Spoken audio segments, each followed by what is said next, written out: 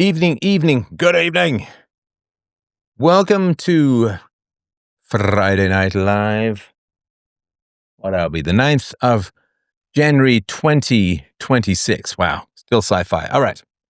So we're going to do the Minneapolis ICE shooting a little bit more. I'm happy to take your questions, comments, issues. Let's try and keep it focused on this. If you have law enforcement experience, happy to hear. Now, an acquaintance of mine who was in law enforcement for many years, has told me the following. He says, "Hey, buddy, the ICE shooting is going off the rails. I've heard them claim ICE has no police powers. There was no threat. She was fleeing, etc., etc. And I got this at 1:10 in the morning today, so 17 hours ago. This is what he says. 1. ICE officers absolutely have law enforcement authority over U.S. citizens when citizens obstruct federal duties, block federal vehicles, resist lawful commands, or assault federal officers. That authority is grounded in federal statute, not immigration status.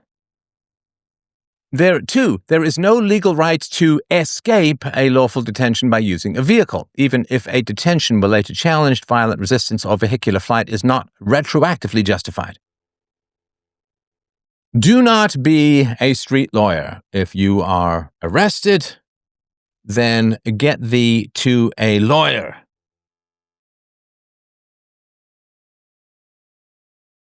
Okay.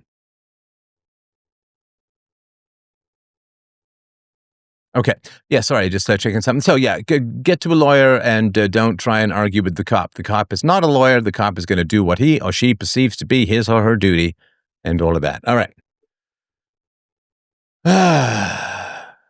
3. Deadly force, this would be on the part of the police officer or law enforcement official, is not prohibited merely because a subject is fleeing. When a flight itself constitutes a felony or uses a deadly weapon, such as a vehicle directed at an officer, deadly force may be lawful.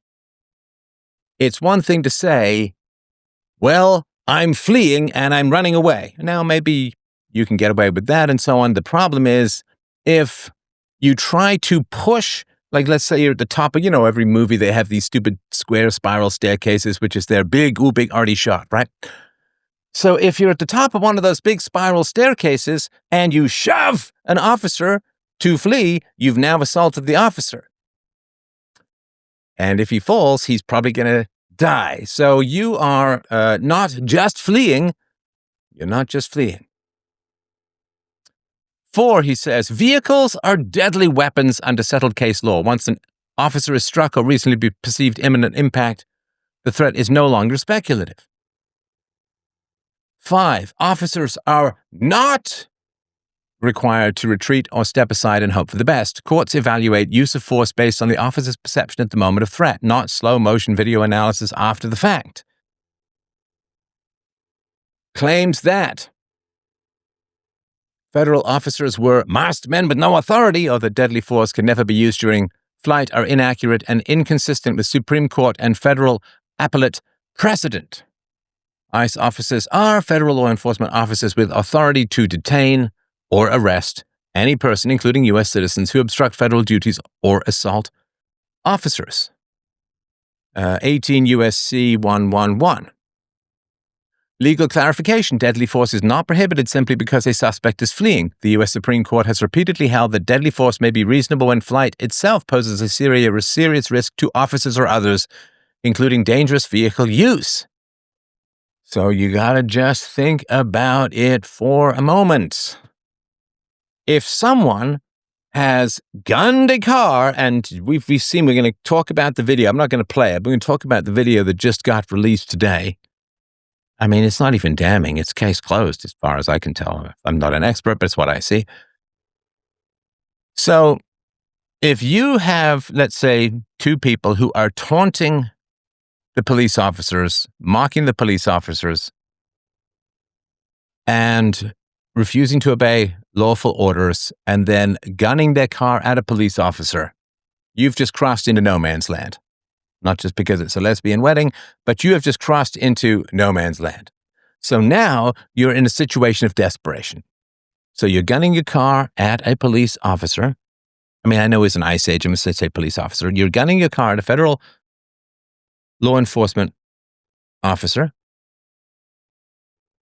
So, and now you've hit the officer, right? Now what?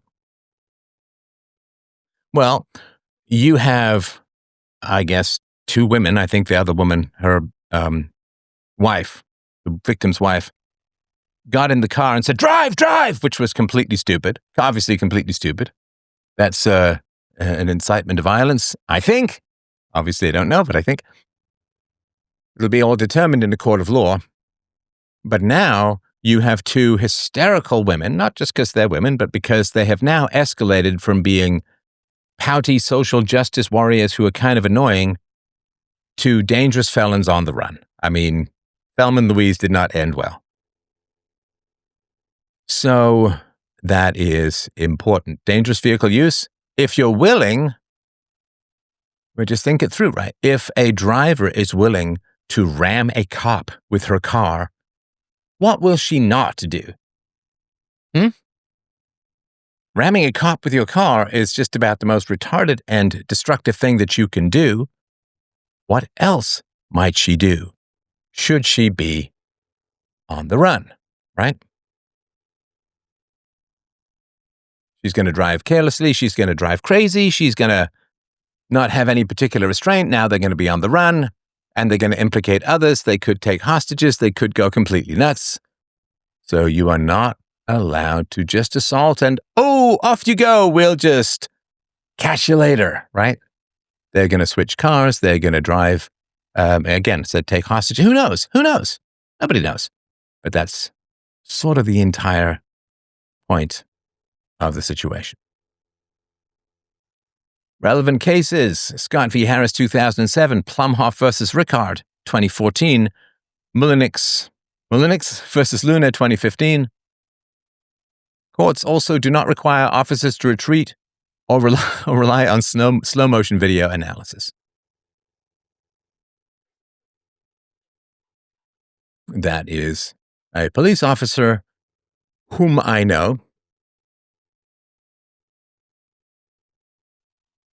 So the latest ICE shooting video released today, January 9th, 2026, is a 47-second cell phone video filmed by ICE agent Jonathan Ross, providing his perspective during the fatal encounter with 37-year-old Renee Nicole Good in Minneapolis, Minnesota.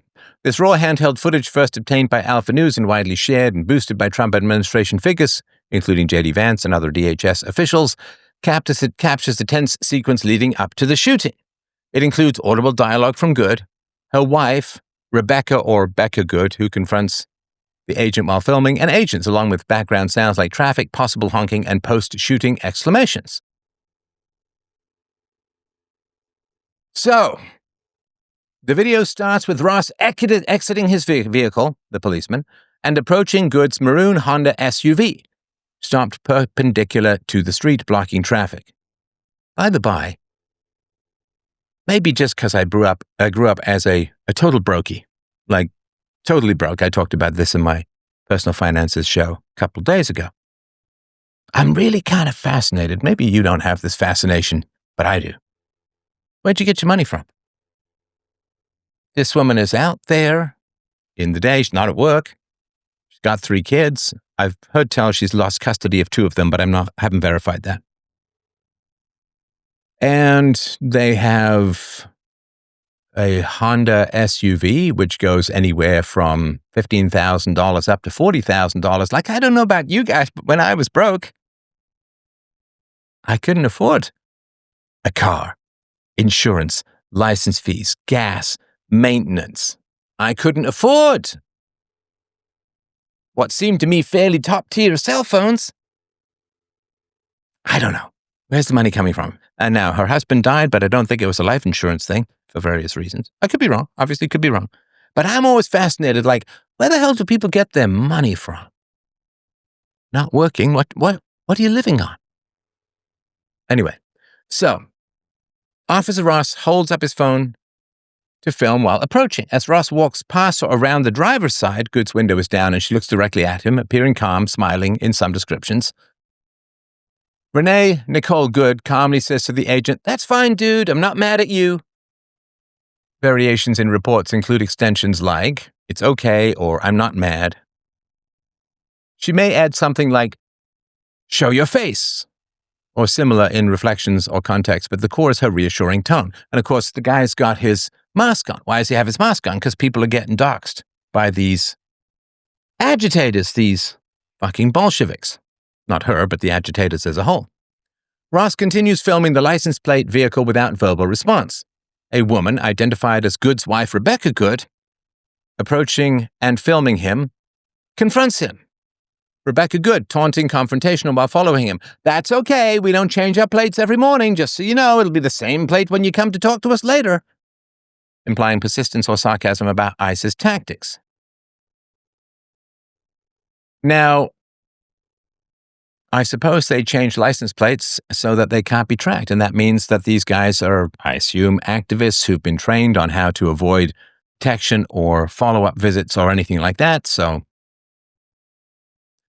Rebecca Good, the wife of the shot woman, she adds, "You want to come at us? You want to come at us?" repeated twice in some accounts. Then, "I say go get yourself some lunch, big boy," or some similar dismissive taunt. Now, I'm just going to tell it to you straight. I really don't care at this point in my career who I piss off, but I'm just going to tell it to you straight. And you, look, tell me on the chat. Tell me on the chat. Am I wrong? Tell me. I'll correct myself if I'm wrong. So, growing up as a boy, did you or did you not know, for a simple absolute fact like gravity and sunlight, that if you verbally abuse, trash talk, and taunt another boy, you are likely to get punched in the face? If you go up to some guy, especially if he's bigger and stronger, and call his mother a whore, what's going to happen? You're going to get punched in the face. They say, "Oh, yes, but you have free speech." It's like, yes, you do have free speech, and you should be able to say that stuff and not get punched in the face, but you can't. Hey, I should be able to stand outside in full sunlight for more than 12 minutes without exploding, but I'm half Irish and half German, so that's not really an option. Now, there's trash talk that's kind of funny in sports and so on, but if you go up to a guy and you say, "Your little sister is the town prostitute. Why does your little sister wear hoop earrings so she has some place to insert her stilettos?" You're gonna get punched. You're gonna get thrown down. "Oh, sticks and stones may break my bones, but words will never hurt me." That's nice in theory, but this is what boys talk about. If you are told a serious secret by a guy who swears you to secrecy and you tell someone, you're also quite likely to get punched. "I told you to shut up!" Boom! Right? So, it's not the same for girls. Girls can say stuff, and they won't get hit. Girls can run their mouth, girls can taunt, girls can verbally abuse, and they're just not going to face the same consequences.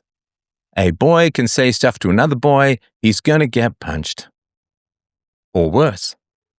A girl can say whatever she wants and never faces any consequences, at least directly, right? Maybe there'll be reputational stuff and stuff like that. But come on, tell me I'm wrong. Is it wrong that I wish that they would? Well, it doesn't really matter. I'm describing the world as it is, and I know that this audience is far too intelligent to get confused by this, but there do seem to be a few people on the fine old social media platforms who think that when I describe something, I'm somehow endorsing it. Hey, kids, don't put a ballet dress on that pit bull and try and ride him like a little pony, because you might lose an arm. Don't do that, because pit bulls are pretty aggressive. They're bred for violence, like Well, anyway, they're bred for violence. I'm not endorsing pit bulls chewing on people. I'm just saying, don't do it. Now, it is true that you have the free speech to say the most appalling, taunting, aggressive, frankly, in the boys' world, punchable shit to police officers. You can do that. You have free speech. They shouldn't react in an aggressive manner. And you know what else? You should be able to walk down the street at 2:00 in the morning of the worst fucking neighborhood on the planet with a clear plastic bag full of $100 bills and be totally fine. You should be able to leave your wallet on a bench in Central Park for 2 weeks, come back, it's there.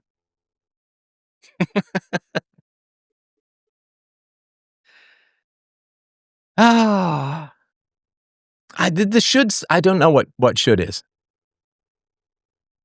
Should is a word for weak people to try and get resources. Like fair, right?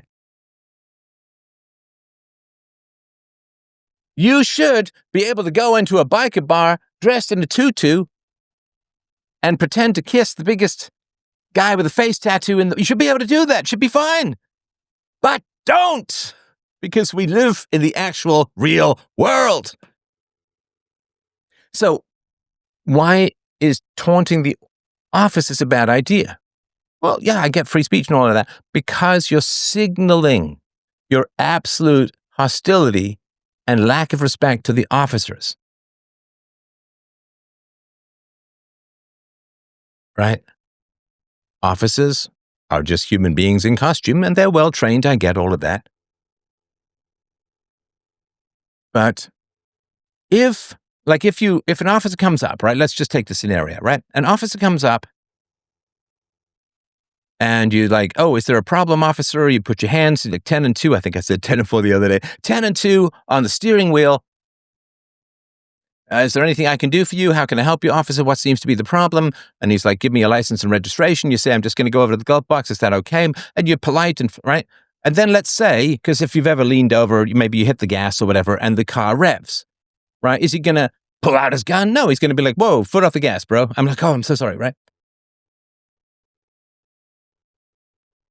But if you are insulting and taunting and whatever, and then you don't ask the officer for permission, you lunge over to your glove box, you've already signaled that you intend not to comply, that you hold him in contempt, and you're willing to trash talk him, which means that the response is going to be probably, I'm not saying anything about, I don't know what Ross thought and whatever, they'll all come out in the court if there is.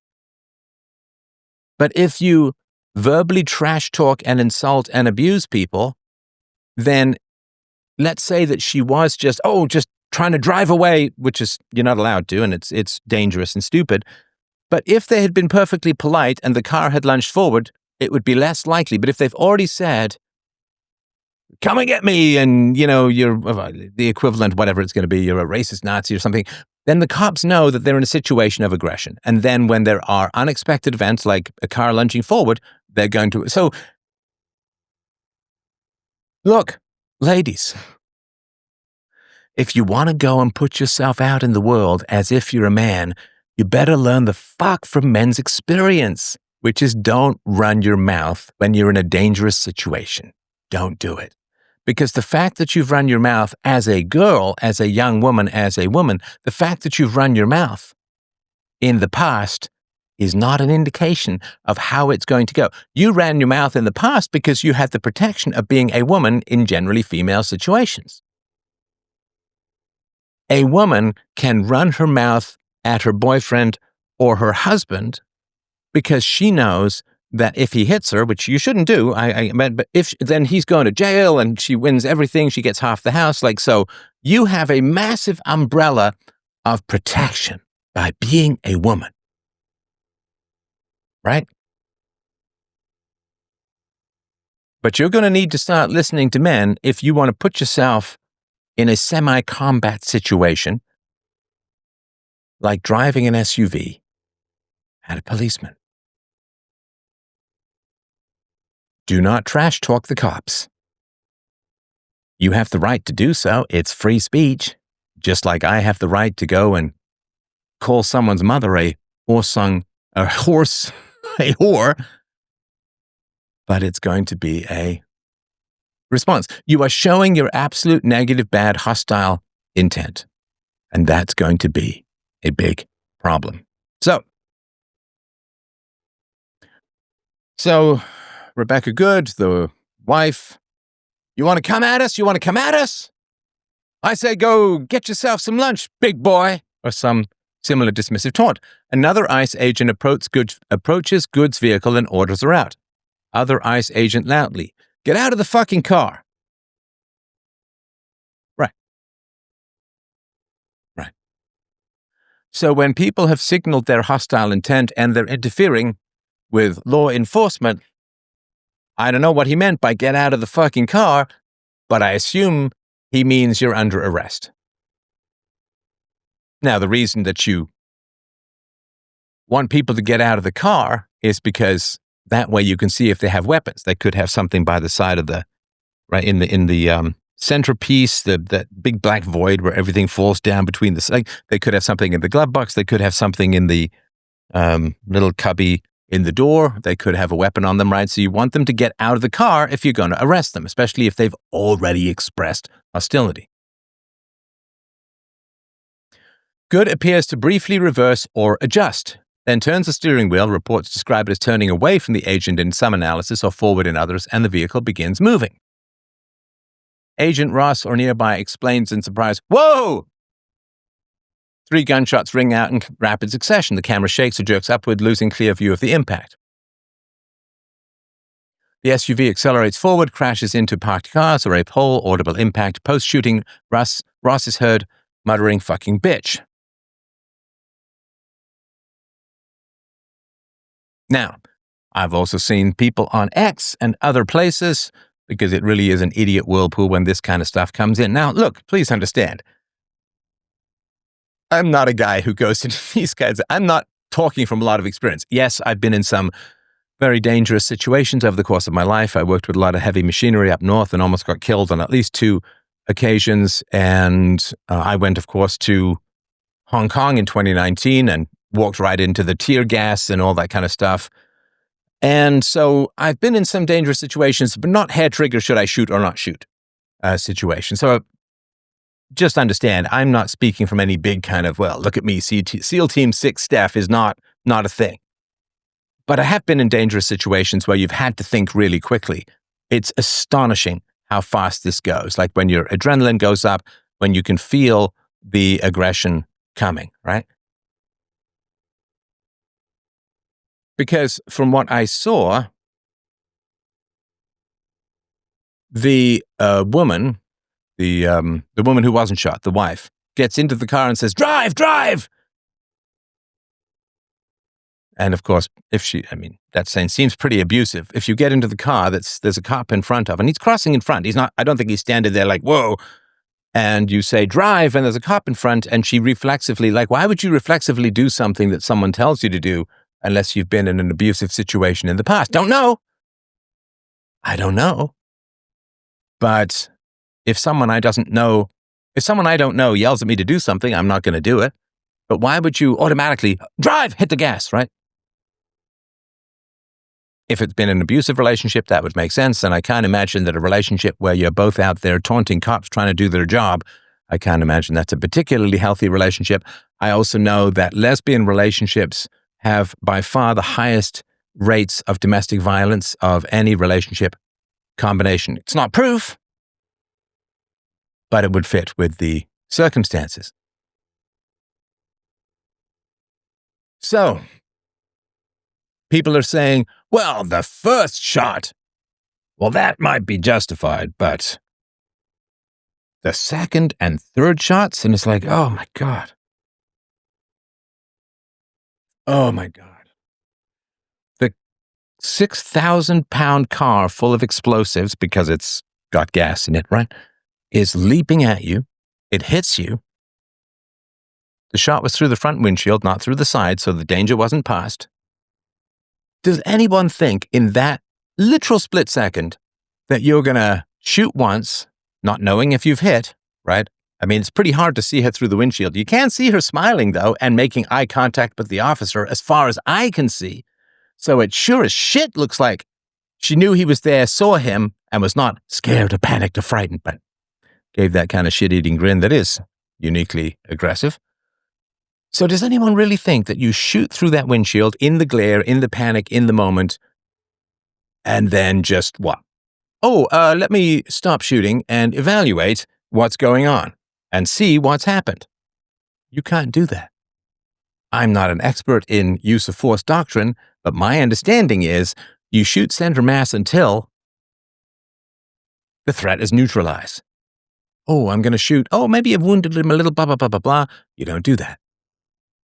Because people who are willing to attack cops are willing to do anything. And if you've just winged her, you might make her more angry. If you haven't hit her at all, you might have made her even more angry because you've escalated the situation with a bullet, of course. So, again, not being an expert, although I've read a little bit, I'm far from an expert. But my understanding is you shoot until the threat is neutralized. So 3 shots in rapid succession. The idea, just, the one guy was talking about, the first shot maybe, but not the others. And it's like, I looked him up, he's like, he does social media and marketing. Ooh, with your experience in typing.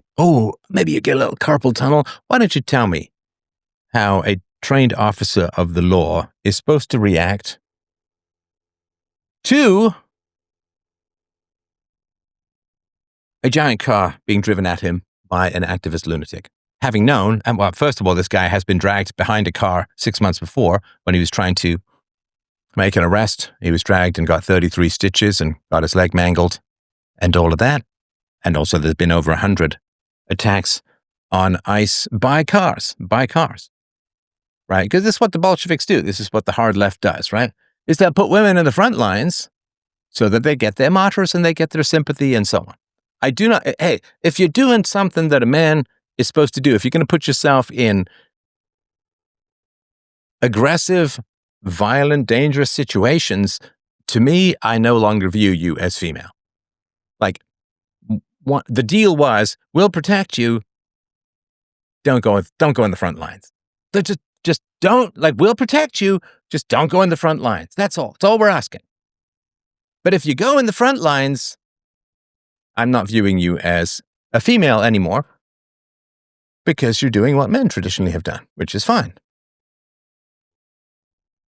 So, the footage is graphic, of course. There's gunshots, profanity, tense exclamations, provides a close-up, shaky perspective. Though it doesn't clearly show physical contact between the vehicle and the agent, but I think what looks clear to me is that he was hit. But you see, here's the thing. From a moral standpoint, I can't judge this from a legal standpoint. I'm not a lawyer, obviously. But from a moral standpoint, it makes absolutely no difference as to whether you are hit or nearly hit. I'll give you an example. Let's say someone is shooting at you. Can you shoot back? Does it matter if they've hit you or it just went, whoa, right past your ear and they're reloading? Does that really make a difference if they hit you or they nearly hit you? Not really. From a moral standpoint, it would make absolutely no difference. So if someone punches at you and you jerk back and then they're reaching up to punch you again,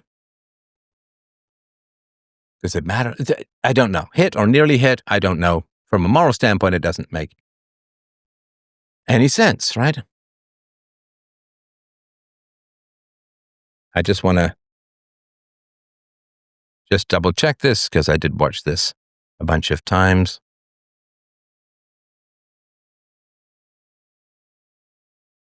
Just want to check on the wife shouting, drive, drive. Yes, Renee Nicole Good's wife is heard shouting phrases urging her to drive in the newly released 40-second cell phone video filmed by ICE agent Jonathan Ross. Multiple verified news reports describe the audio as including her yelling variations like, drive, baby, drive, or drive, drive, or drive, drive, drive, or drive, baby, drive, drive. This occurs in the final moments as Renee briefly reverses the SUV, then turns the wheel and begins accelerating forward or attempting to drive away, depending on interpretation. So, that seems pretty clear. Is that an incitement to violence? Andrew Branca-Show says, claim federal officers do not have the authority to make an arrest outside of their agency's narrow area of jurisdiction. For example, ICE can only arrest for immigration offenses. Reality. Out of bullshit. Federal officers can enforce any federal law, including making arrests, and certainly may investigate any effort to impede them in the lawful execution of their duties. Somebody wrote, in the video, there's a dead giveaway when the agent goes to check their license plate. Quote, we don't change our license plates every morning, says the woman, meaning they've been following and harassing these guys for days.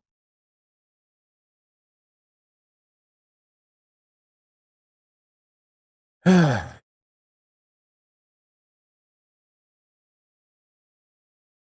me just get, if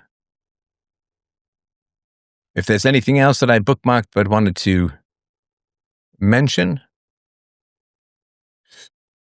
So what I will say as well is that if you know people, God help you if you know people, and those people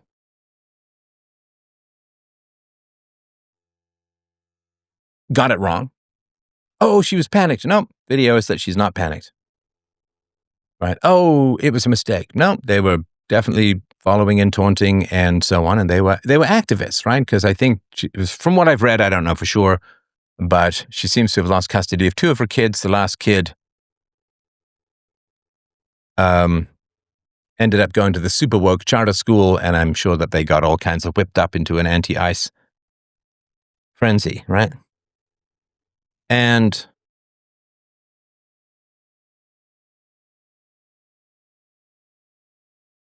I'm just going to check and see if there is.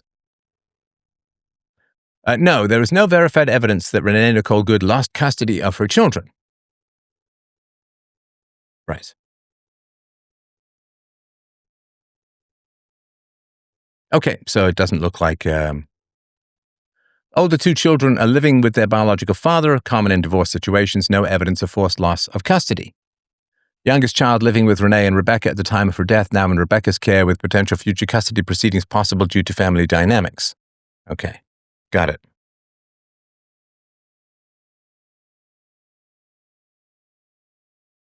Oh, because I thought that was one of her exes was dead. Okay, so there are two relationships. So Renee Nicole Good's ex-husband, the father of her 2 older children, ages 15 and 12, did not die young. He's alive and has spoken to reporters about her following the incident. So first ex-husband, unnamed in most reports for privacy reasons, living in Colorado, father of her 2 older children, now teenagers. He has given interviews, blah, blah, blah, clearly alive. There we go. Okay, so second husband, Timothy Ray Macklin, an Air Force veteran, stand-up comedian, and podcast co-host with Good. Father of her youngest child, the 6-year-old son. He died in 2023 at the age of 36, which is relatively young. Okay, so I got it. So one of the exes is. I've heard reports of the death of suicide. I have doubts. No, there's no. They did say passed away, did not specify the cause of death. So generally, if somebody dies of heart disease, there's a mention and usually requests for donation to deal with heart disease and so on. So he passed away. The obituary published by Hillside Chapel in Oregon City, Oregon, described him as a loving son, devoted brother, and nurturing father who passed away but does not specify the cause of death. A common practice in many obituaries, especially when sensitive, suicide, overdose, other private matters, to respect family privacy. Now, of course, if he did commit suicide, this is why I said earlier that I doubt that there's insurance money because, first of all, leftists don't really do insurance.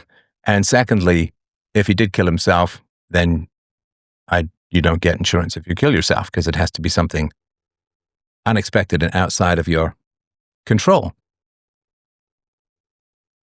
So listen, if you have people in your life who got this stuff wrong, and I'm pretty good at this stuff after having done it for 20 years, obviously not perfect, but pretty good. I haven't had to retract anything significant from what I posted yesterday, which was tentative and so on, right? And I told people, like, do not imagine you can commune with the dead and understand her thoughts, right? So the young woman's, I guess 37, not that young, the middle-aged woman's death, nothing legal, as far as I can imagine, nothing legal can hang on her state of mind. Because you cannot tell the state of mind of someone after they're dead. Now, unless they leave extensive documentation, they got a diary or whatever it is, right? Or they record some video. But she made the decision. She was relatively friendly, and we're not mad at you, blah, blah, blah. Not too hostile, recognizing, oh, I'm fighting a system, not a person. The other woman, her wife, Rebecca or Becca, very hostile, very taunting, and I mean, to me, repulsive. It's just a personality type that it's like nails on a blackboard. To me, that's just a personal observation, doesn't really mean anything. But, it really matters who you spend time with. So the shot woman, hard to tell, certainly not overtly hostile and so on. But Rebecca, her wife, absolutely hostile, and then drive, like screaming her into making a terrible decision. Like, it really matters who you spend time with in this life. Do not spend time with dysfunctional people who drag you into pathetic, useless, hostile confrontations with cops. Because the other thing too, like, you don't know who you're dealing with. This is the other thing too, like, do not use violence except in self-defense. And in particular, do not escalate violence with strangers because you don't know, right?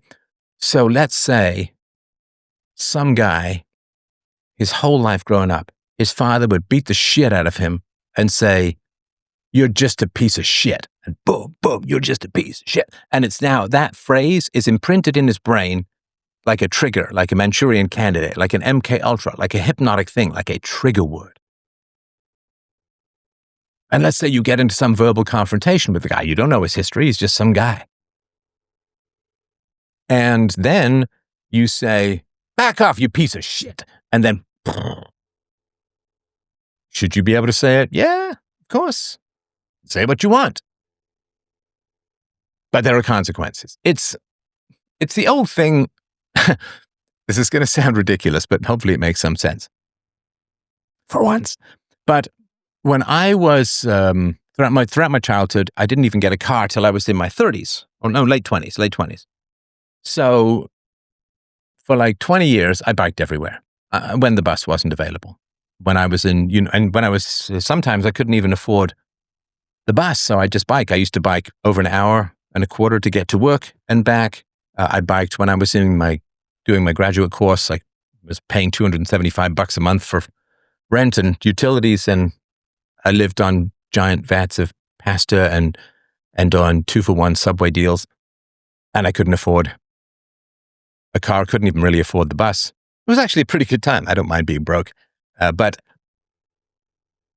the point of that is that when you are a bicyclist, you have to give way. Why? Because you're a bike, right? Because you're a bike. And there's times when you say, I'm totally in the right. What does it matter? You're going to get creamed. Some car runs over you, you're probably dead. Doesn't matter if you're in the right. Well, I'm in the right.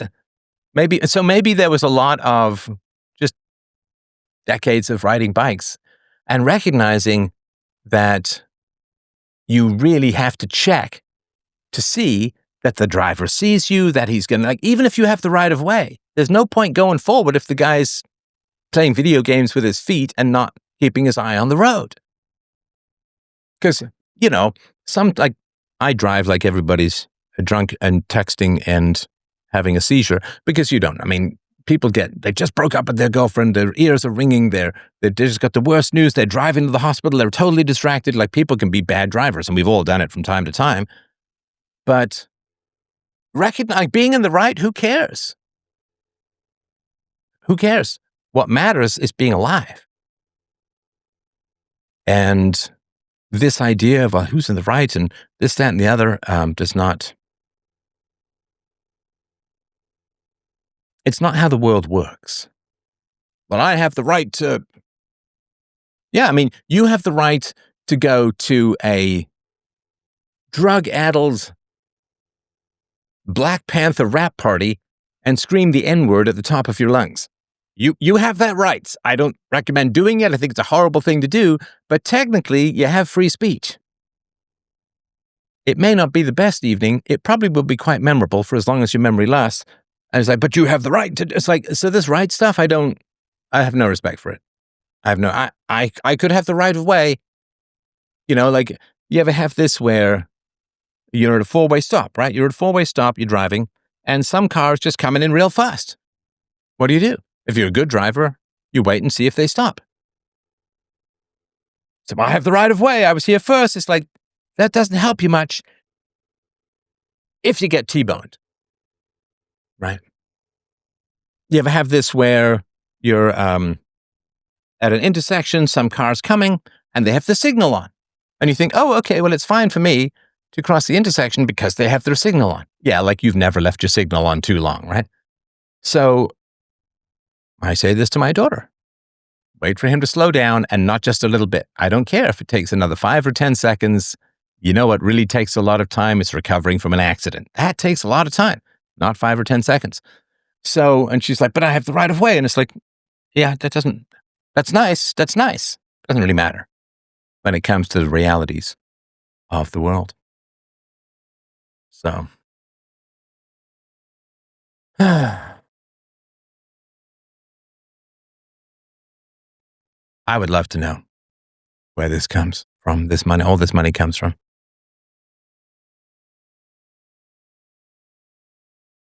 Her wife said she's a disabled vet, so the money is coming from the taxpayers. Well, because, apparently all the disabled vets are on disability, right?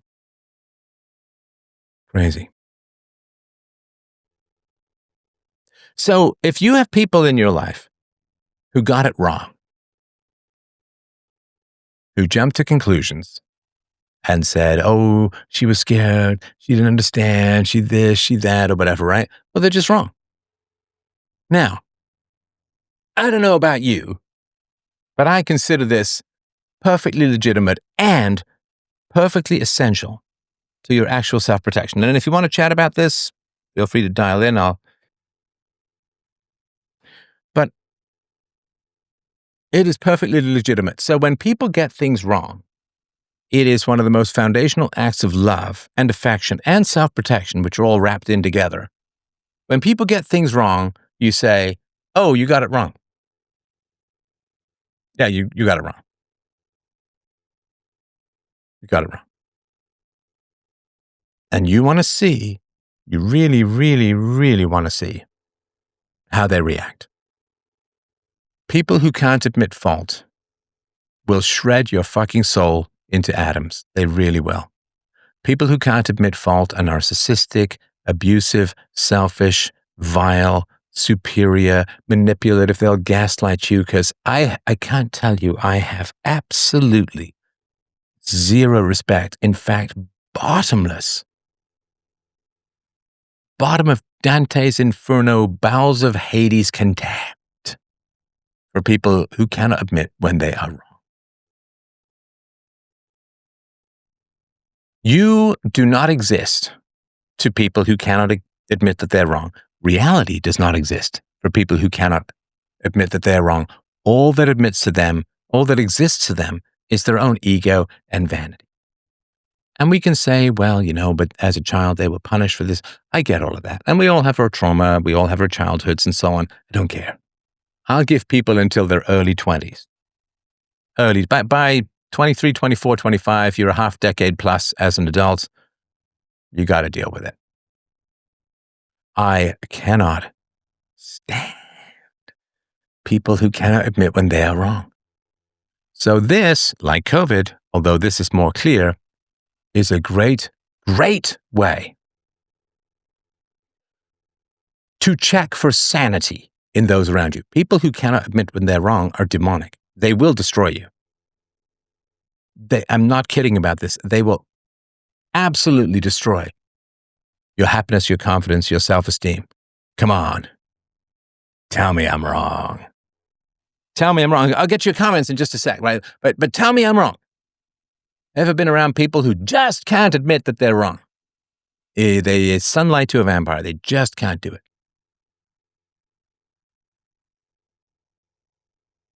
They will destroy your reality. They will destroy your happiness. They will destroy your security, your trust in yourself. They cannot admit fault. They cannot admit that they're wrong. Even when clear evidence, right? So people say, she didn't hit him. Then there's a video of her hitting him. Well, it wasn't much of a hit. It's like, no, that's not what you said. That's not what you said. Well, ICE can't arrest. Yep, they can. You're wrong. Can you admit that you're wrong? See, people who can't admit that they're wrong never have to bother being right. Right? So one of the reasons I double and triple check things, I still obviously don't get it perfect. I try my best. But one of the reasons I double check and triple check everything is it's not much fun to admit when you're wrong. I mean, I get it wrong, right? And because it's not much fun to admit when you're wrong, you try to get things right. But people who never have to admit that they're wrong, they never have to work to be right. They can just say whatever they want and move on. But it's important to hold people's feet to the fire, metaphorically, right? Get them to admit that they're wrong. So if you've had people who've been spouting off about this and they'd be wrong, you don't have to be hostile. Come and get me, big boy. You don't have to be hostile, but just be absolute and clear. You got it wrong. You jumped to conclusions and you got it wrong. What does it matter? It's like, no, it matters. It matters because I need to know if you can admit when you get things wrong. Because if you can't admit when you get things wrong, we don't have a relationship. You cannot have a relationship with the right fighters, people who just will never give up, will always defend themselves, will shift the goalpost, gaslight, manipulate, lie, falsify, spread rumors. Like they can't. It's the most contemptible behavior because it is the fountainhead by which so many other sins come pouring forth into the world. So this is a perfect opportunity, people. Online, offline, I don't care. Both. You see someone who got it wrong, say, oh, did you correct? Like you got it wrong. Did you correct? Did you correct this?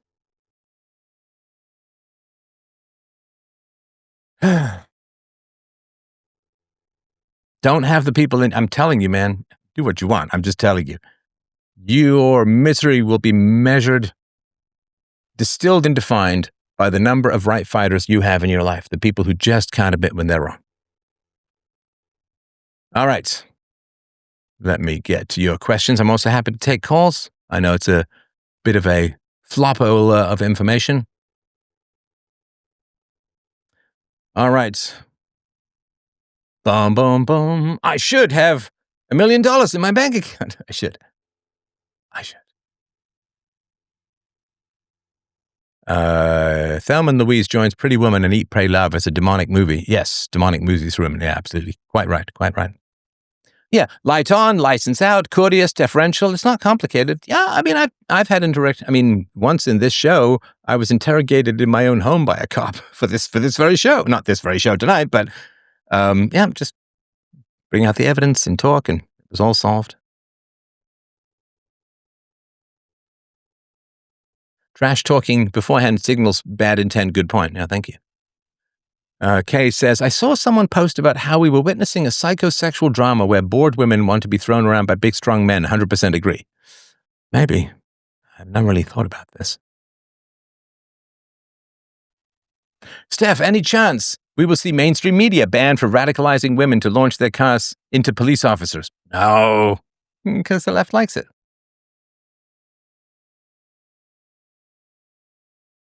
If it was a black man, there would already have been riots. Yeah, maybe, yeah. I remember when Steph heroically launched himself towards the tanks in Hong Kong. After saying to my wife, I'll be safe, honey. Ooh, danger. Were they following the ICE agents beforehand? I don't know. I mean, I'm sure GPS will come out if they're using it or whatever it is, but yeah. Yeah, she knew what she was doing. You can see it on her face. Yeah, I think so. Yeah, again, I don't want to, right? Hi, Steph. If you're free this Sunday, there is a showing of the movie Hate Speech, and a Canadian documentary about the past few years with cancel culture. Thank you. I appreciate that. Yeah, it's like the people who say, oh, the police should shoot someone in the leg to stop someone. It's like, if you got to see these videos, and if you guys don't have questions, comments, I'll do this. We did some research on a bunch of woke journalists who were put through police training and shot everyone. But it's shocking how quickly this stuff can happen. So, oh, he only had a knife. Like, if somebody's 20 feet away from you, they can throw the knife.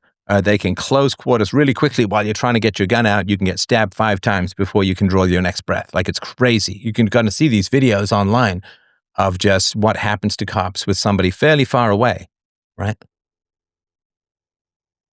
Oh, yeah. I think it was in Florida.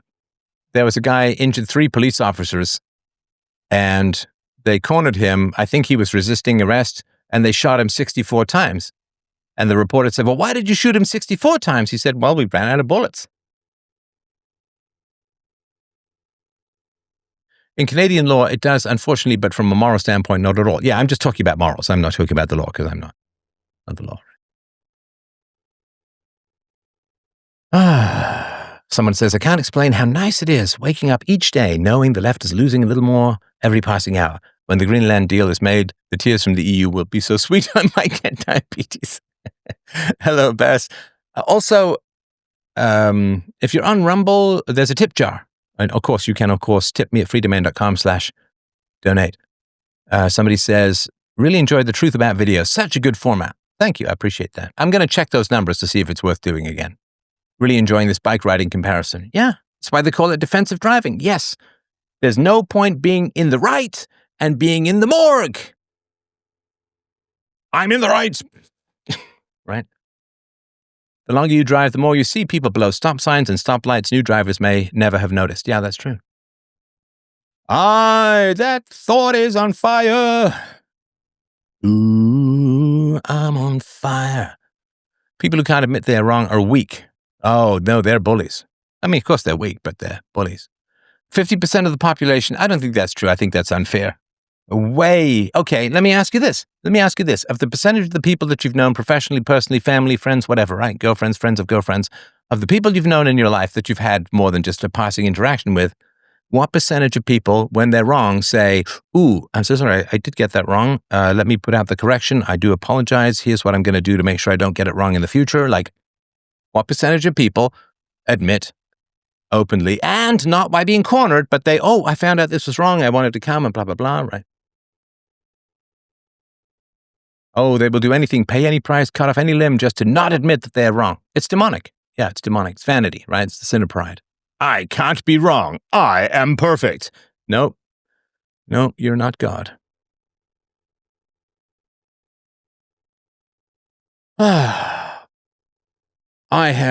James says, I have very close personal experience with somebody who can't admit that he's wrong.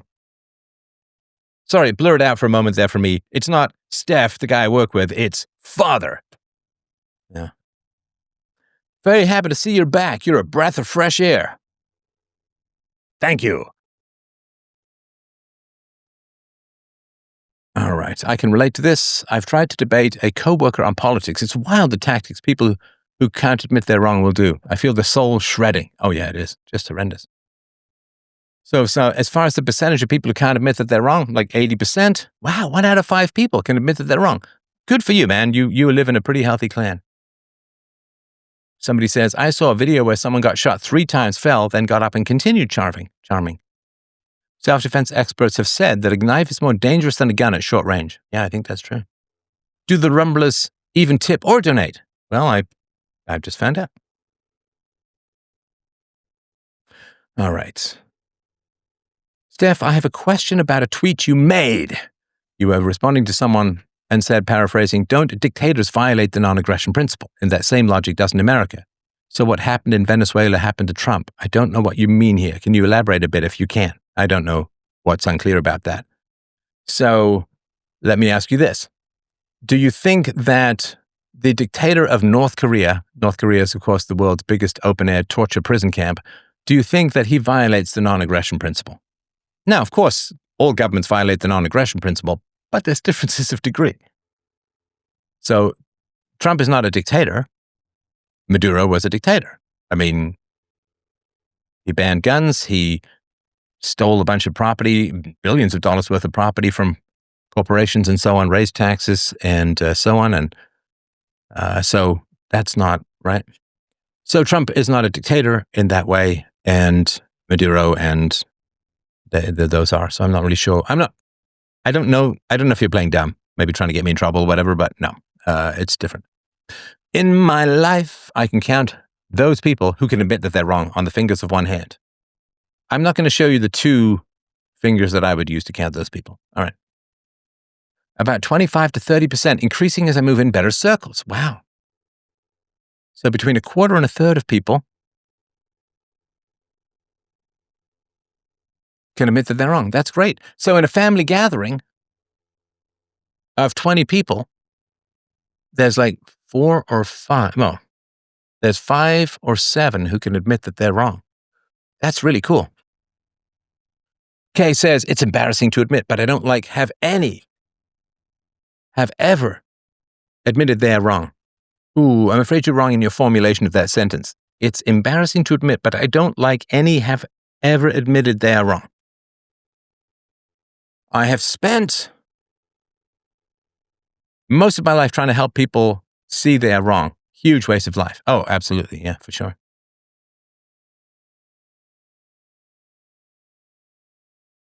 Thank you for the tip, Kev. Prager frequently talks about appreciating being corrected. Keep typing. You'll get it right. I have those things too where this is correcting this. Oh, this is correcting this. Oh, this is correcting this. And you just get that daisy chain of doom. All right. So I wanted to mention something here.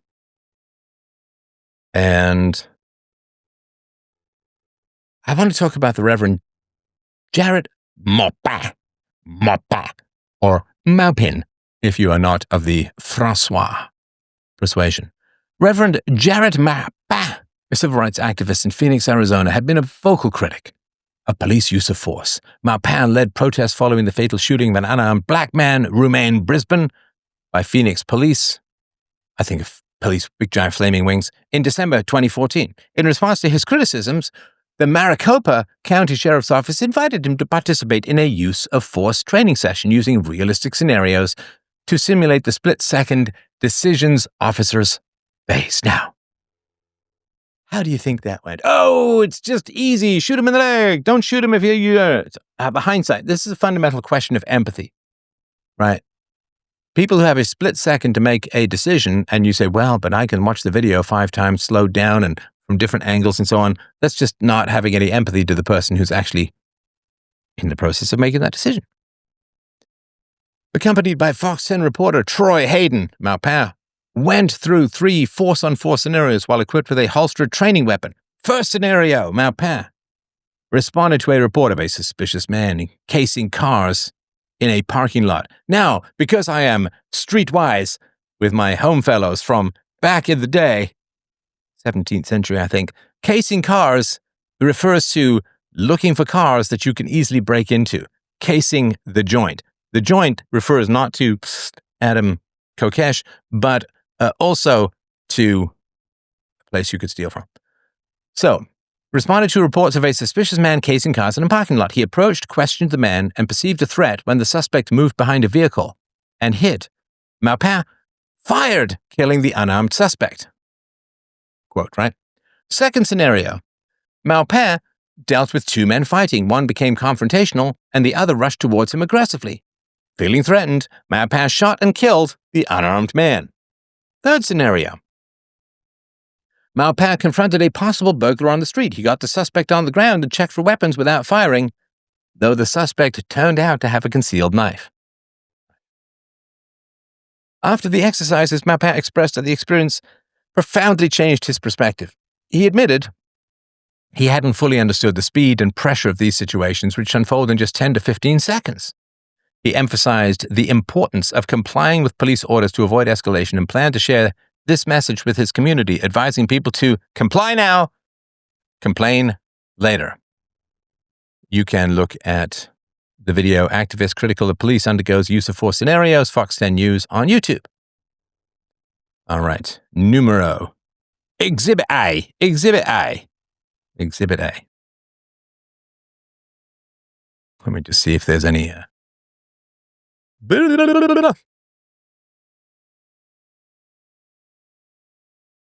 My son is telling me about his computer game and multitasking. You're cheating on philosophy?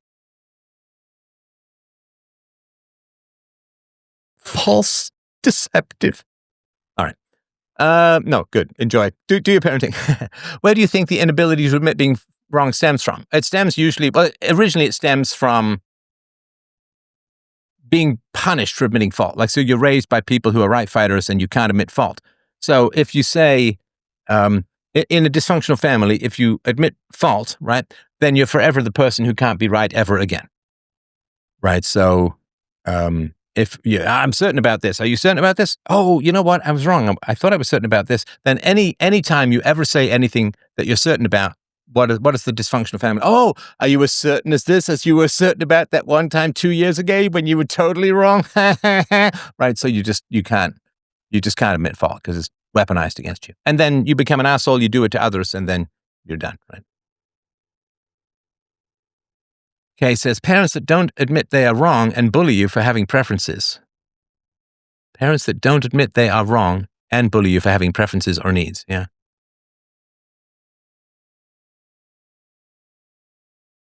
When debating this incident, my friend said, "Oh, wow, you would really do well in Trump's dictatorship. This Nazi narcissist just wanted an excuse to kill someone." I felt sad for us seeing it so different. You felt sad? I'm not sure I understand. If you reach between your legs and cup, do you feel a giant Ken doll void, or do you actually have some balls down there? You ever get your T levels checked? Are they positive or negative? Are you lowering the testosterone of people around you and giving them all their hair back and removing their body hair? Why on earth would you be friends with someone like this? You absolute lunatic. Someone like this is going to be very dangerous to have in your life. Guaranteed. Guaranteed. This is not a friend. This is a psycho, right? This is a propagandized, extremely dangerous psycho. Do not. I mean, you can call it what you want. Just don't call it a friendship. Maybe you're really sad and lonely and you have to make do with the scraps of psychos that litter the bottom refuse of the human vat, but it's not a friend. It's not a friend. Somebody says, I don't think I've ever had someone tell me they were wrong about something freely. I've done it for both my own conscience, but also tactically to get the horde off me temporarily. In that situation, the other person seemed to revel in it from their high chair. I won't do that again with people like that. The other time I did it, I was very in the wrong and course corrected about 3 seconds after that bad behavior. I still feel good about how I responded after behaving like that. Yeah, for sure.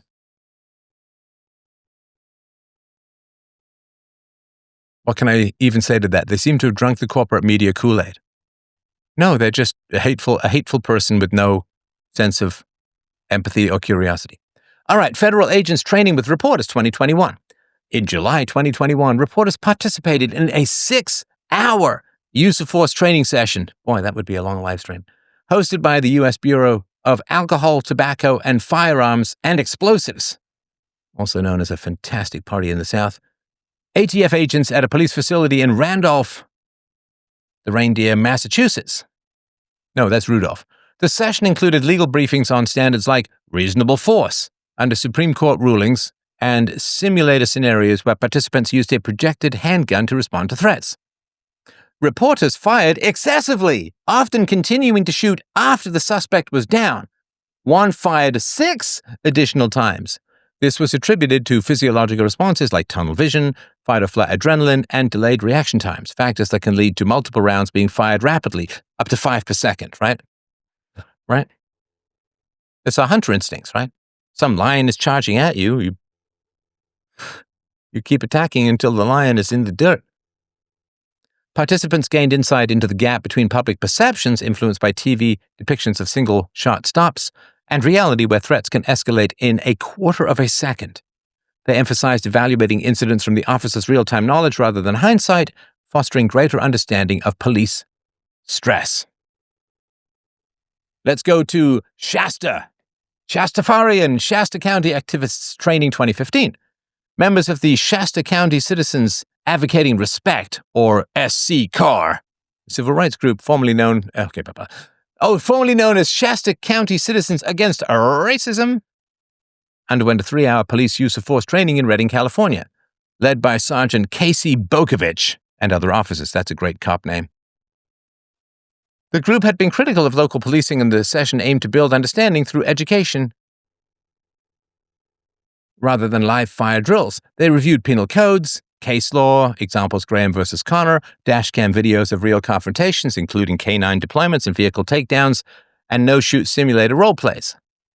Participants didn't shoot suspects, as the focus was on decision-making under stress. One had a pulse of 135 beats per minute. But they critiqued responses and explored de-escalation challenges, like arresting a resistant 130-pound person. 130-pound person? That's just like my left testicle. That's not even an adult. Oh, wait, that's much more than my wife weighs. Okay, never mind. Perspective shift. So activists like Reverend Ann Corrin noted the incredible risk officers face and advocated giving them the benefit of the doubt. Celeste Dresner, what is this, a coven? Expressed more compassion for the harder-than-thought choices in deadly force situations, moving from media-fueled skepticism to empathy. Let's do 2 more. Reporter Don Champion's simulator experience of 2012.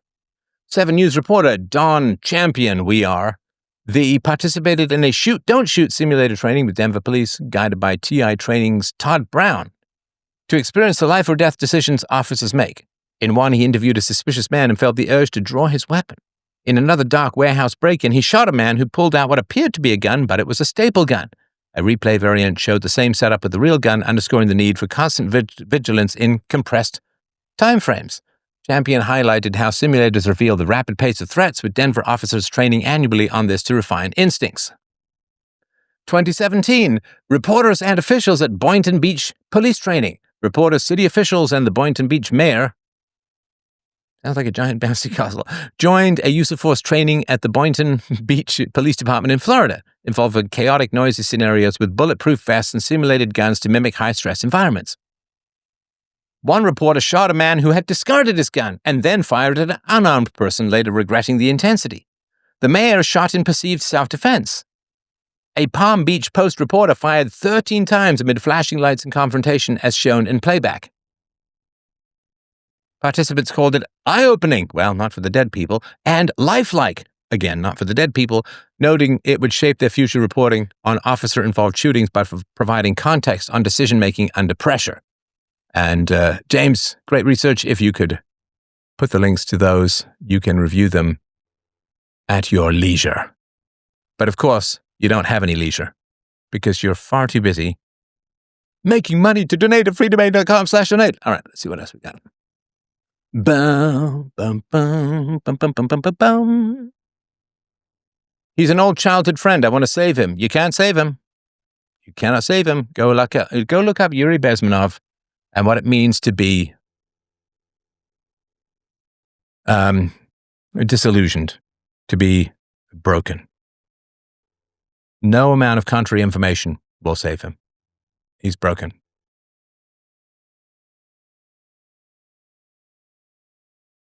How large are your testes?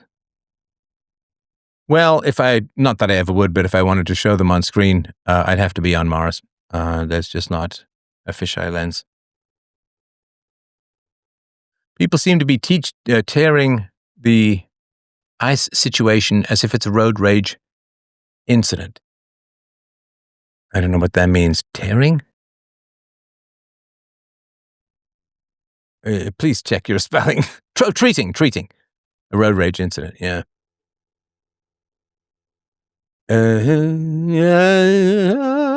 All right. Ideologically captured. Yeah. Don't try to save anyone. Run for your life. Yeah. Yeah. So, but there's a whole Scott Adams, who's on his last legs, and I massively sympathize with, and it's very sad. He's probably not going to make it for very long or very much further. But yeah, he's put the whole list together, and there's lots of lists of these hoaxes, right? Democrat hoaxes. So, you just talk to people about hoaxes. Oh, did Trump call neo-Nazis very fine people? Oh, yes. Okay, here's the video. I mean, they did this at the 2020 election. They just played the video. Doesn't matter. If people reject reality, you do not exist to them. Reality does not exist to them. They are in a narcissistic dream of their own demonic vanity. And honestly, stay the fuck away from them. You can't make them sane. They'll just make you crazier. Like if you put smart kids into a class with dumb kids, the dumb kids don't get smarter, but the smart kids get dumber. So don't do it. All right. If you have any other questions, comments, happy to hear. Couple of little tidbits for you. Sleeping less than 7 hours shortens life expectancy more than physical activity in the US. Only obesity and smoking are worse. So only obesity and smoking are worse. Get your sleep. Get your shut-eye. So, do you want to know how bad the Met Police are in London? A police officer ran a grooming gang operation and they knew about it. Oh, I love this one. I love this one. It's just a little bit of fun, bit odd in it. So, Jen L. Kumo. Boy, that's a moon face. She wrote, this is a typical things on social media. Instagram. Look at my new boyfriend. Twitter. I can't get a boyfriend. Reddit. I'm a 21-year-old female. Boyfriend, 53-year-old male, forbids me from going into the basement and has a sock drawer full of missing women's driver's licenses. Am I the asshole for being uncomfortable? The wedding is in 3 hours. That is very good. Chris Rock video, how not to get your ass kicked by the police. Always. Great. Alex Tabrock wrote, tyranny of the complainers. Increasingly, public institutions seem to exist to manage the obsessions of a tiny number of neurotic and possibly malicious complainers. Yeah, that's very sad.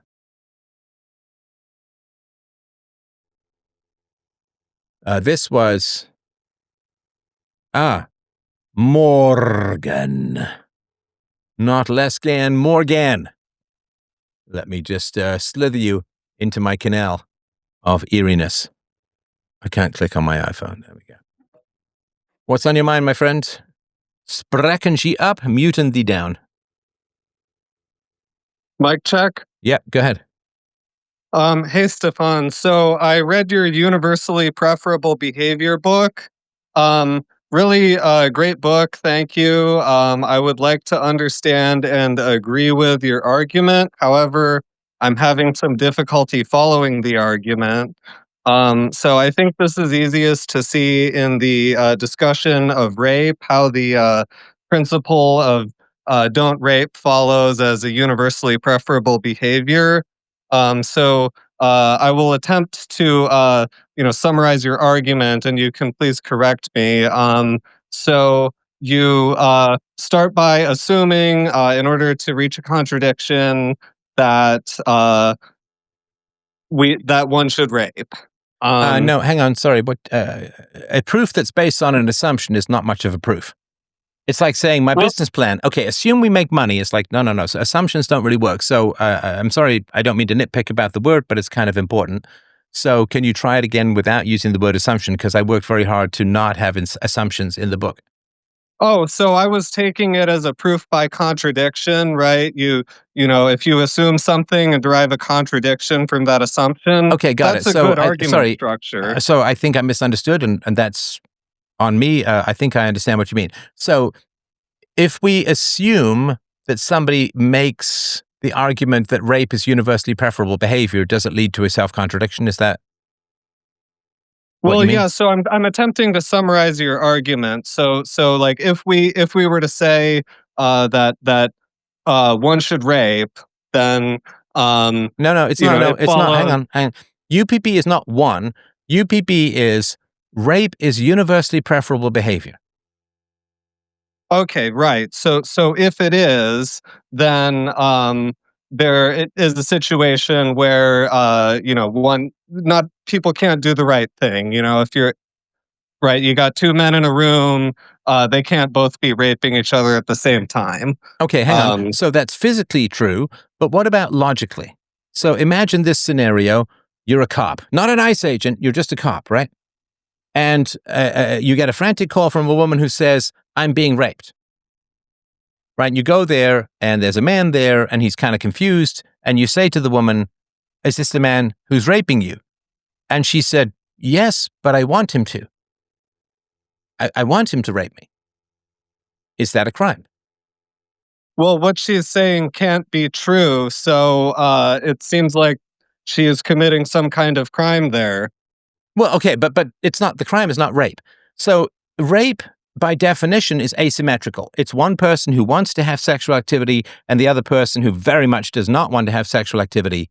And so rape cannot be universally preferable behavior because it cannot be preferred by all people at all times. Because if we say that rape is universally preferable behavior, then rape as a category ceases to exist because it means everybody wants to have sex and have sex put on them. They want to both have sex and be on the delivery and the receiving end of sex. And if you want to have sex, it's not rape. So it's like theft. If you say theft is universally preferable behavior, then everybody must want to steal and be stolen from. But if you want your property taken away from you, it's not theft. So the only way that theft can exist and rape and murder and assault can exist as categories is if they're asymmetrical. Therefore, they cannot be universally preferable. In other words, one person wants it, the other person desperately doesn't. It can't be universalized. Right. Okay. Yes. So up to this point, I understand and agree with your argument. So the conclusion up to this point is that it is not UPB that you should rape. And no, it's not that it's, well, I mean, you're right. It's not UPB. It cannot be UPB. Not, I mean, I know I've used that phraseology, but to be even more emphatic, it is impossible. It cannot be that rape, theft, assault, and murder can ever be UPB. Right. Correct. So now we get to what I think is the next step in your argument, which is you say, therefore it is UPB to not rape. Is that right? Well, not raping would be a subset of not initiating the use of force. So it creates no logical contradictions for not initiating the use of force to be universally preferable behavior. Everyone can do it. Like there's no logical contradiction. It is not asymmetrical because everybody is pursuing the same thing rather than pursuing opposite things, like wanting to keep and give up their property. So it is logically consistent to say that respect for persons and property are UPB. Okay, so I agree that it's consistent, but I think you're also arguing that it is necessarily UPB. Is that correct? I'm not sure what you mean by necessarily in this context. Like so I'm taking you in this section as saying that it follows like sort of logically that one should not rape, we should not rape because any other conclusion would lead to a contradiction. Is that right? Yes. So universally preferable behavior cannot be win-lose by definition, right? It's like saying that I want a league of sports teams and everyone has to win every game. Well, no, the whole point of a sports league is a round robin, like some people have to win and some people have to lose. So if we look at theft, thou shalt steal, everybody must steal and be stolen from, everybody must want to steal and be stolen from is a logical contradiction. The opposite of stealing is respecting property rights. Is it logically self-contradictory to say everybody should respect property rights? Nope. It's perfectly logically consistent. Everybody can achieve it. So because it can be theoretically achieved and does not involve self-contradiction, it is the good.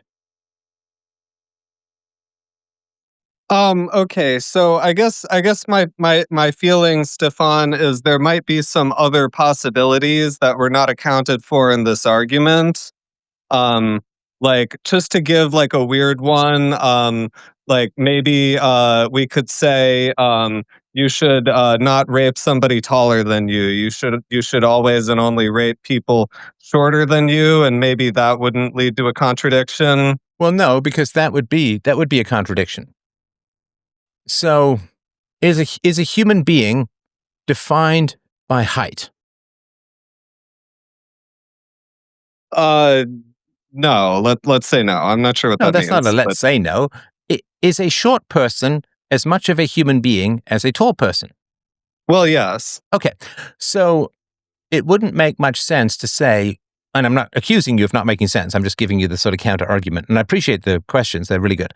So, if we were to say we have a universal theory of ethics that applies to human beings because morality applies to human beings, then we cannot then create arbitrary distinctions between those human beings. So if I say a lizard is defined as cold-blooded, gives birth to eggs, not live young, or whatever it is, the definition of a lizard, right? And if I say the color of a lizard is irrelevant as to whether it is a lizard or not. In other words, lizards can be just about any color, right? So the definition of a lizard is not dependent upon its color. And then if I were to say the definition of a lizard is not dependent on its color, but blue lizards are the opposite of lizards, or blue lizards are not in the category lizards, that's a contradictory statement to say the color of a lizard does not determine whether it's a lizard or not, but the blue lizards are not lizards. Does that make sense? Like that wouldn't be logical, right? Right. You can't, define lizards one way and then, exclude some things that meet the definition. Right. So if we say UPB applies to all human beings, we can't create separate categories for tall and short human beings because the height of a human being is not relevant to whether it is a human being or not. Interesting. Is this like an argument from parsimony?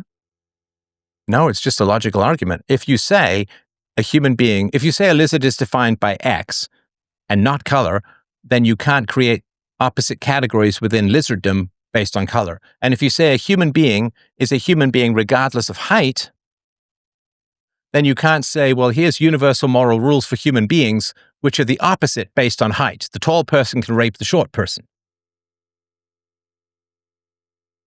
I don't know. Isn't it the same rule for everyone? You can rape the shorter people and not the taller people? No, it's not the same rule for everyone because you've got taller and shorter people with opposite rules. The taller people can rape, the shorter people can't. Plus, it is contradictory as well because a taller person raping a shorter person, like there's always somebody shorter in the world, right? So you should, if let's say you've got the tall person, the medium person, and the short, right? The grande, the latte, whatever it is, right? So you've got tall, medium, and short. So the tall person can rape the medium person, but the medium person can also rape the short person. Can the tall person rape the medium person at the same time as the medium person is raping the short person? Well, no, that's obviously physically awkward and kind of impossible, right? And because height is not essential to humanity, and UPB, the U in UPB describes all humanity. It refers to all humanity. That's the U in UPB.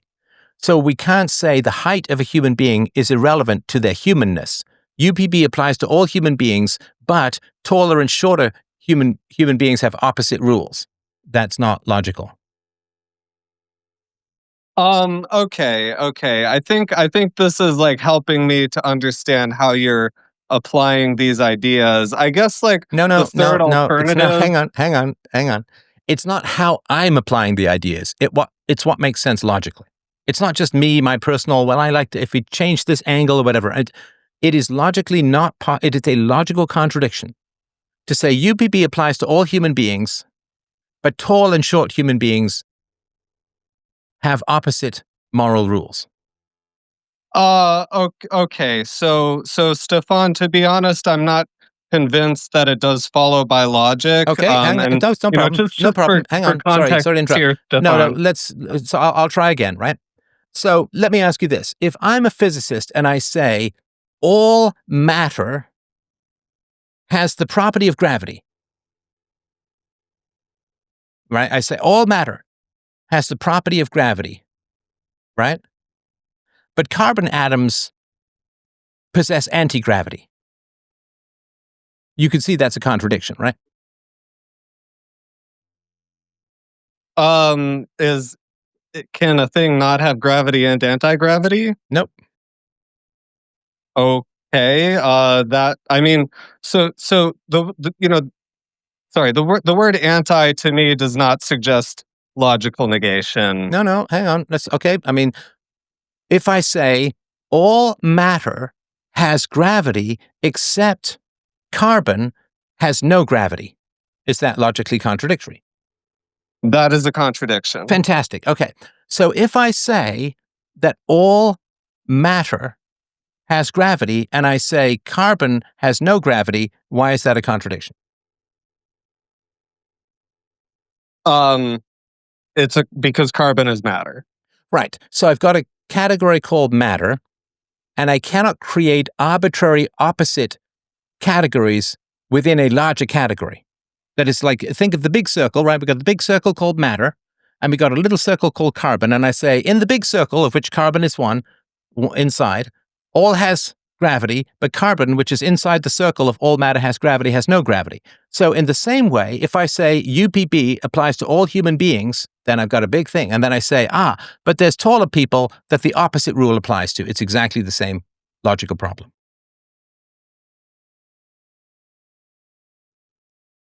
Mm. If you say, all humans must not rape, and Jerry over there, he can rape, like that is a logical contradiction. Right. I'm with you there. But I think the core issue for me with the rape argument is if you say, it could not be that we should rape, it does not follow from that do not rape is the UPB. It could be that neither of these things is the UPB. There's this third alternative of neither of the above that doesn't seem to be ruled out to me in your argument. Hang on. So if I say all people should not rape, and then you say it's illogical to say that Gerald over there should rape, right? Then what's the difference between Gerald as a category and taller as a category? They're both just subsets of humanity that would violate the general rule by being granted a magical exception. Well, it's just a different general rule. And this, I think, is the issue. There's all kinds of general rules that could, logically speaking, be UPB. And I think you prematurely rule out the vast majority of them in your argument. Did we not just resolve the taller and shorter one? Well, not to my satisfaction. No, you've not. We can go over the argument again if you want, because if you don't follow I'll tell you the issue that I'm having, right? So the issue that I'm having is you're a smart guy, right? Sure. I have a master's in philosophy. I specialized in logic. Beautiful. Okay. So you're a smart guy. So with UPB, the challenge is I'm not saying this is true for you, but having debated this for almost 20 years, the challenge is emotional. Right? For most people. I actually want to agree with you, Stefan. I like all of your conclusions. I want your arguments to work. Okay. So then help me understand. We just went through the taller, shorter one, right? We did go through it, yes. Okay. Where is the logical error that is saying UPB applies to all human beings? The height of a human being does not define a human being. Therefore, height has no relevance to UPB. Well, I don't see how that last therefore gets in there. I think there could be some other premise that is suppressed in this argument. Okay, let's do it again, because it seems obvious to me, but maybe I'm missing something, and it's obviously certainly could be the case. All right. So, if UPB applies to all human beings, and height is irrelevant to the definition of a human being, then you can't create opposite categories for human beings based on height any more than if I say color is irrelevant to being a lizard, I can't create opposite rules for lizards, for blue lizards, because height is irrelevant and color is irrelevant. Does that make sense? I guess for me, the rules that a thing follows, could potentially anything about the thing could be relevant to what those rules are. I don't know what that means. Well, like, there are rules that apply to all matter, but there could also be rules that apply to carbon specifically. Yes, but they can't contradict the rules that apply to all matter. I mean, so Correct. it's like saying taller guys need longer pants. Okay, yeah, taller guys need longer pants, but the height still doesn't affect whether they're human beings or not. So, of course, there are things that apply to carbon specifically, for sure. But if you have a rule that applies to all matter, and carbon is composed of matter, that rule cannot be made the opposite for carbon. Well, right. Yeah. Whatever rule applies to all matter, that rule applies to all matter Okay, without so if we have exception. UPB, which applies to all humans, height is not something that allows you to create an opposite exception, because height is So, not relevant to the definition of a human being. sure, but it could be relevant to the definition of the rule. I don't follow that, sorry. Well, like, so you have these statements like, for all human beings, thus and such is true. They should do this, they should not do that. All the UPB statements are of that form. You're universally quantifying over human beings, but you're also allowed to have like conditionals within those quantified statements. You could say, for all human beings, if they are facing an imminent deadly threat, then they can shoot the threat, right? So that, Okay, but they're bro, are you aware that you just completely moved the goalposts? no. Because you started with taller and shorter, right? Yep. Did we dispose of taller and shorter? No, not to my satisfaction. I'm Okay, just trying to get you to then you're not why. following. Then I don't know what your Mm. education is because you've already agreed. That's just a vanity thing. This is like we actually were just talking about. You can't admit that you're wrong. You're wrong. And look, it's good. It's good to be wrong because if the moral theory is valid, then we can save humanity. But it's good to be wrong because there's no difference between the blue of a lizard and the height of a human being. And you've agreed with all of those. You said you can't create a magical exception for Gerald because Gerald is still a human being. And I say, well, that applies to short and tall too. So either you can admit and not that you're wrong, like you asked a question and have answered it, because you're not wrong. But if I've asked a question and you've stepped through the logic in 2 or 3 different scenarios and examples now, right? The lizard, the Gerald, the carbon atom. We've stepped through this. If you can't grasp it, you need to go away and think about it. But I've absolutely proven it. You've accepted the proof. You're just having trouble with it. And that's fine. Look, it takes a while to get UPB through your skin, but I'm not going to continue with this resistance stuff as if I haven't proven as if I haven't answered your question. Well, thank you for your time. You're very welcome. I appreciate it. And thank you for the questions. I appreciate those questions as well. And I hope you'll keep studying it. It is a very tricky thing to get UPB through your skin.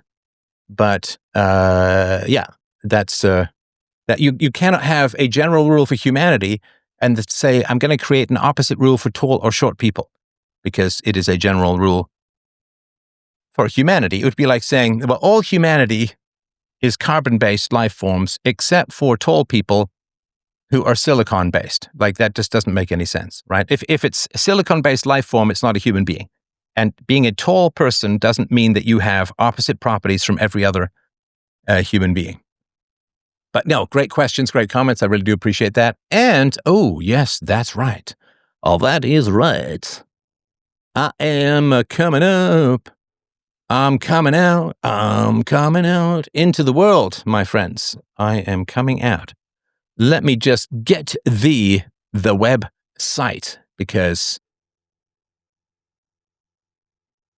put your makeup on, do your hair up pretty.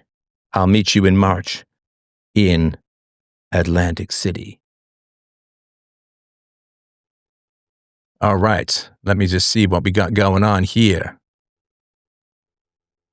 So, you want to go to Word War Debate, WORD. Like World War Debate, but Word War Debate. In March, I will be going out for my first public debate in, well, quite a long time down the road. And not only will I be going out for a debate, but also I will be doing a meet and greet, chatting, hanging around. And I suppose theoretically you might even be able to meet my family. They start tomorrow. And there is going to be a debate. Anna Kasparian versus H. Pearl Davies, Pearly Things with a Z, on YouTube. And I hope that you will check that out. You can get regular tickets, VIP tickets, but I will be going on in March, I think 28th. But go to Word War Debate, and I will be debating Jay Dyer, a fascinating intellectual that I've had a conversation with once before, and we are going to be throwing down. We are going to be throwing down. So go to Word War Debate. You can do Join the Arena, and if you want to get in there, you can sign up for a wide variety of updates. You can follow them on Instagram, on X, on YouTube, and Rumble, and all kinds of great stuff. So yeah, it'll be March 28th for sure. I can't remember if the debate is on the 27th or the 28th, but you should follow them, and you should plan to be in Atlantic City in late March. I'm going to be out meeting with people, all kinds of great stuff. I hope that you will come out and see me. All right, let's get to your last comments. AmericanDebunk.com. Yeah, that's a good hoax list for sure. What do you think is going on in Iran? I assume that the protesters are being funded to overthrow the mullahs. I'm planning a family trip along the Alaskan highway. Have you done it? Do you have any thoughts? No, I did. I have visited Alaska once, but not under that, right? Steph, I have a request. You should definitely do more Truth About. Love the last one you did. Thank you. I appreciate that. I wanted to say how hyped I was when I saw a new Truth About posted. Appreciate it. Chris says, the left are people who boost their own egos by being morally superior to others, and it is critical to their identity. Trying to set them straight with facts is an attack to them. Yeah. Demoralized. That's the word I'm thinking of from Yuri Bezmenov. Bless you, Stefan audience. Thank you, Jay. I appreciate that. UPB is like the New Testament. Third book, I guess. People need to do more algebra. I think that helps with logic a lot. Well, the funny thing is, too, I think you're right, Kay, but what helped me a lot with logic, of course, was computer programming. I programmed for decades, and you simply can't get away with logical contradictions. What makes it wrong is asymmetrical wants. Theft cannot be universally preferable behavior. You cannot want to be stolen and be stolen. You cannot want to steal and be stolen from at the same time, I think. Yeah. Well, the whole concept, if you want to have your property taken from you, it's not theft.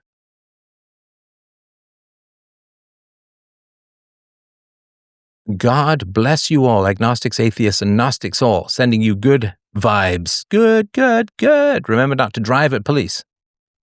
This guy is painful. Well, it's funny, because, and listen, I mean, people like to resist, they like to test, they like to push back. I have no problem with that. I think it's great, it's fine. UPB, I know it stands. I mean, it's been almost 20 years, and I've had everybody and their dog run into it, and they can't win. We can only win the truth. So I wouldn't say that the caller was painful, but I am very aware when somebody has admitted things but won't admit them, right? When you've proven something and they won't admit it. So that's fine. Sometimes it takes a while, right? That logically follows. You can easily see a logical contradiction in that example. Kay says, how is this hard to understand? Sorry, I feel crazy listening to this kind of stuff. I'm triggered, LOL. Right. Yeah, and the thing is, when people say it's not been proven to my satisfaction, then they're talking about an emotional standard. Right? It's an emotional, and okay, fine, have your emotional standard, but let's not pretend it's logic. He's squiggling away from saying facts. God, I'm so glad you're back. Thank you. He's saying the truth is up to his satisfaction, not an objective standard of logic. Right. I'd like to know if this guy has ever done any manual work in his life. I think this is one such case where an individual is meandering in the abstract without connection to reality. He keeps shooting out ink like an octopus. When brought to a logical conclusion, he word salads and puts things into question. Yeah.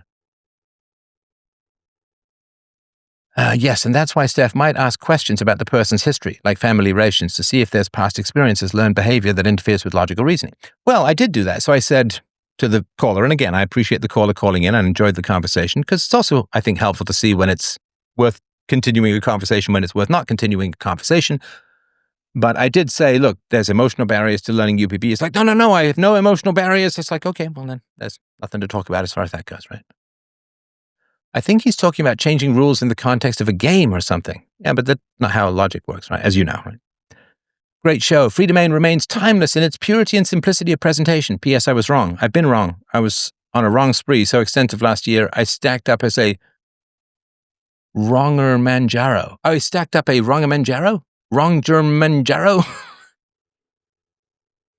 The emotional barriers are real. Absolutely, yeah. I can relate to getting UPB through my skin. I still struggle with it at times. My next book I'll be reading is UPB, or in this case, rereading. Again, essentialphilosophy.com. Just do, yeah, but what about tall lizards? I had to change color because it was otherwise too close, right? Oh, see, I changed color. Like a lizard.